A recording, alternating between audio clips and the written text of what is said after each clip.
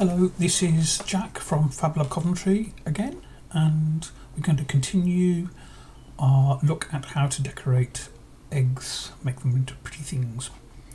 So today's session is about taking the one on the left with the objects we added on, the decorations sticking out of the egg to make them smooth with the egg. The first thing to show you the basic principle is in TinkerCAD. If I create two shapes, we overlap them. Up where we have the colours, we also have the option of hole. So with one of them selected and I click on hole, it becomes transparent with a sort of stripe through it so you can see where it is. And if I select that and the other object, I can then use the group tool and the hole cuts a hole. If I undo that and I swap them around so that what was the hole is now solid and the square, the cube is now a hole, I can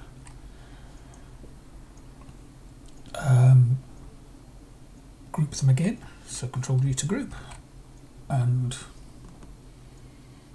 the hole again is cut. A hole cuts a hole in the object. So the hole is the tool that we're going to have to create to cut. So for this job, what we need to do is create a hole which is exactly the shape of the egg, and then we'll cut that from this, which is the egg with the things protruding, and that will remove all the protruding parts. This is one of the reasons why I duplicated the egg before we started. I prefer to always work on duplicates because I make mistakes and it's useful to have things to fall back on. So Control D, I'm just going to create another copy of the egg. Now, in a lot of 3D and 2D design, you're not only creating the object, but quite often you have to create tools to create the object with. So in this case, we're going to have to create an egg-shaped hole, which we can use to trim this. And so effectively, we're building a tool which we're going to use. So I'll just bring this forward so we can see what we're doing. Push those back on the side. So I'm going to add a box. I'm going to make the box a fair bit bigger, because if it was exactly the size of the egg, where it sticks out from the front, the hole would be very close to the edge of the box, so we need a bit of spare room to trim off the whole of that shape. And I'm then going to raise it up so it's higher than the egg. Okay, and I'm going to select. So up here where it says shapes 2, so we've got two objects in there. One is the egg and one is the box. We can't see the egg because it's inside. And I'm going to now use the align tool, which we haven't looked at yet. So the align tool has these handles. So if I think what I'm going to have to do is to turn the box transparent so you can see what's happening. So two things selected, align tool.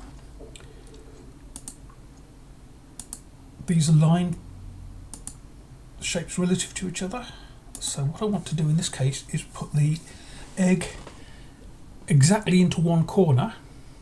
So the egg-shaped hole will be there, and that means I can position it into the corner of this egg rather than trying to sort of get it aligned. So this is actually the opposite way around, because we need the egg to cut a hole in the block rather than the block. So one way to do it is to zoom inside, and it's not always easy. I can do it this time.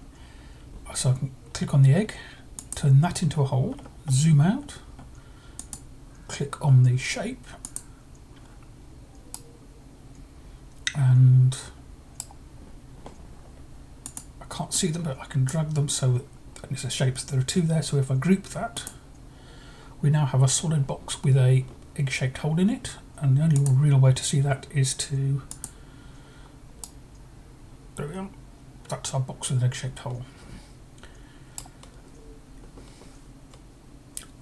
Another way to have got the egg out and change the colours, in fact the way I probably would do it normally is if I select one of the objects, I'm going to hold, with the arrow keys we'll move it a millimetre at a time. If I hold shift down, it moves it 10 millimetres at a time, which means when I do shift arrow back it goes to exactly the same position. So I'm going to put that out of the way. That's the whole, that's the object. I could change them that way, so it doesn't matter which way you do it, but I find the shift arrow is a really handy trick. So I'm going to group those two, and then just to remind ourselves to... Okay, so we've now got a cube with a egg-shaped hole. I'm going to duplicate just in case anything goes wrong. This, now what I've done is I'm only going to shave the things that protrude on the sides where the box is bigger, and if I needed to do the other side of the egg, then I'd have to spin the box. I'd do a copy of the box. In fact, let's do that anyway. Let's always have duplicates because it's stupid not to. Okay, so I'm now going to align these two. So back up to the align tool, press L, and I'm going to take them to the back. So L, so I'm going to click on the back and it's actually already in position. So if I group these, the hole, which has a hole in it, or a void I suppose, so it's a the opposite of an egg-shaped hole, is going to cut away everything on the egg that isn't the egg shape. It's hard to explain this, but let me click on that, give it a second, and it's trimmed to be a perfectly smooth egg. So if you've done that, well done, congratulations. The whole principle of creating a tool to do a job is very common in 3D modelling, and with it you can actually have some surprisingly powerful effects. So that's the end of our little sequence on how to decorate an egg. Thanks for watching.